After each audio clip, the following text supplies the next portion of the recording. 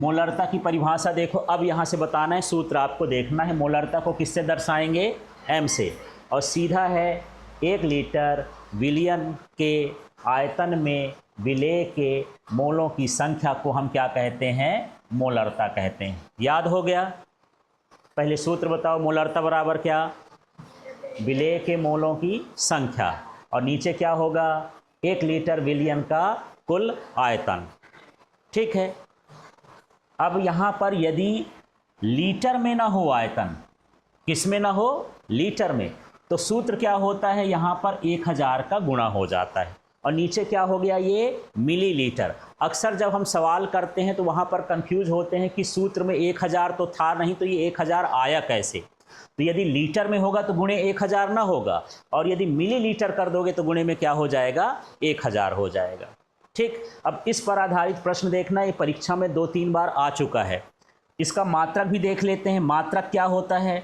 मोल प्रति लीटर। ऊपर क्या है? मोलों की संख्या, नीचे क्या है? लीटर। आपको मात्रक याद ही नहीं करना है, मात्रक अपने आप पता चल जाएगा। ऊपर क्या हो गया? मोल, नीचे हो गया लीटर, तो इसका क्या बन गया? मोल प्रति लीटर।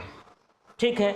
तो कभी कभी यही पूछ देता है कि मोलरता का मात्रक खाली स्थान होता है, तो आप सूत्र से ही उसका मात्रक निकाल लेंगे, मोल प्रति लीटर। ठीक है। अब आपके एनसीईआरटी बुक में ही इसके नीचे एक प्रश्न दिया है, उस प्रश्न को देखते हैं। यहाँ पर 1.2 का प्रश्न है, और बड़े ध्यान से इसको समझना, ये कई बार आ चुका है। उस विलियन की मोलरता की गणना कीजिए जिसमें 5 ग्राम NaOH 450 ml विलियन में घुला हुआ है। बहुत छोटा सा प्रश्न है, 3-4 नंबर में आ जाता है, और लोग इसको छोड़ करके चले आते हैं। पर करना क्या है? सबसे पहले तो ये पता करो कि हमको ज्ञात क्या करना है। क्या ज्ञात करना है? मोलरता। अब यहाँ से जो हमको दिया है उसको निकालते हैं। ये है NaOH, सोडियम हाइड्रोक्साइड का मोलर द्रव्यमान, ये है 40 ग्राम प्रति मोल। क्या इसमें कहीं 40 लिखा है? तो आप कैसे पता कर लिए? तो आपको ध्यान रखना है, सोडियम का जो मोलर द्रव्यमान होता है वो 23 हो गया, ये सूत्र के हिसाब से। ठीक है। फिर ये क्या लिखा है? ऑक्सीजन। ऑक्सीजन का कितना होता है? 16। ऑक्सीजन का कितना होता है? 16। ये ऑक्सीजन का हो गया। फिर क्या लिखा है? H।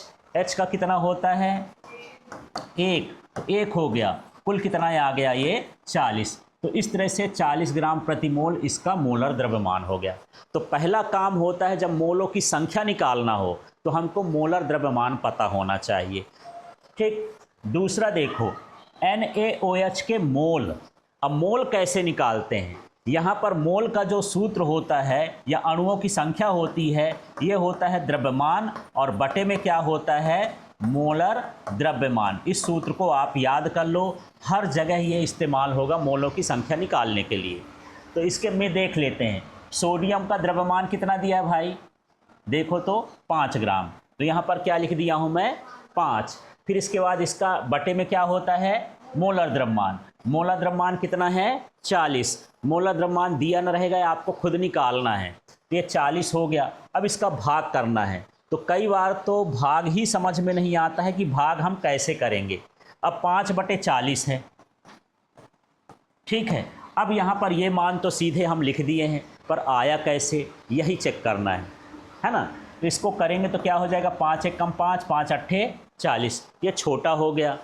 अब छोटा हो गया तो इसका भाग करके देखते हैं। ये हो गया 1, और यहाँ पर क्या लिख दिया मैं? 8। क्या इसमें भाग जाएगा? नहीं जाएगा। तो पहले दशमलव लगा देता हूँ, फिर यहाँ क्या आ जाएगा? 0 आ गया। अब ये कितना हो जाएगा? 8 × 1 = 8। अब कितना हो जाएगा? ये 2। फिर 0 × 8 = 2, तो 8 × 2 = 16। फिर कितना हो गया? 4, और 0 उतार दिए तो 8 × 5 = 40 आया। 0.125 ये आ गया मोल। किस में आएगा? ये मोल में। इसके बाद देखिए, बिलियन का आयतन जो दिया है ये किस में दिया है? ये 450 ml, तो ये 450 ml लिख लिए। अब हमको निकालना है मोलरता। मोलरता का सूत्र क्या था? विलेय के मोलों की संख्या और बिलियन का ml में आयतन, और गुणे क्या होता है 1000। यदि यहाँ पर लीटर में होगा तो 1000 ना होगा, लेकिन मिलीलीटर में होगा तो गुणे में क्या होगा 1000।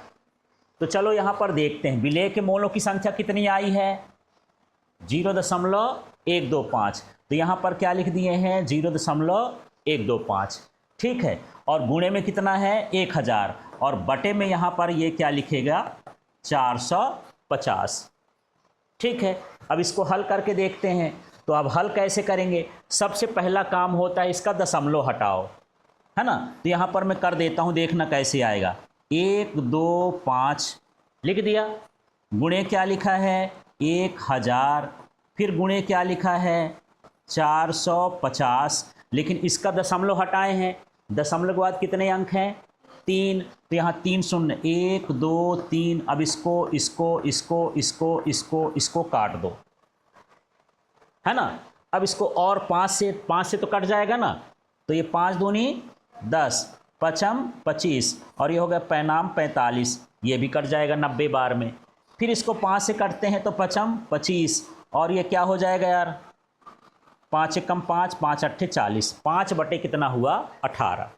अब हमारा काम है कि 5 में 18 का भाग करना। तो ये 5 लिखे, ये 18 लिखे, ये दशमलव लगाएंगे तो क्या हो जाएगा 0, 18 दूनी 36, 3 बार में ज़्यादा हो जाएगा ना। अब कितना आ जाएगा यहाँ 4, यहाँ कितना आ जाएगा 1। अब यहाँ पर 0 उतार लेंगे। अब 18 का पहाड़ा पढ़ो, है ना, लगभग कितनी बार जाएगा 7 बार। 7 बार कर लेते हैं, 7 अट्ठे 56, 7 एकम 7, 7 5 12, माने 18 7 126 होता है, 7 बार गया। इसको और घटा लोगे तो ये कितना हो जाएगा 4, यहाँ घटाओगे तो 1, फिर से आ गया तो फिर ये आ जाएगा 7। ऐसे 7 बार बार क्या होता रहेगा आता रहेगा।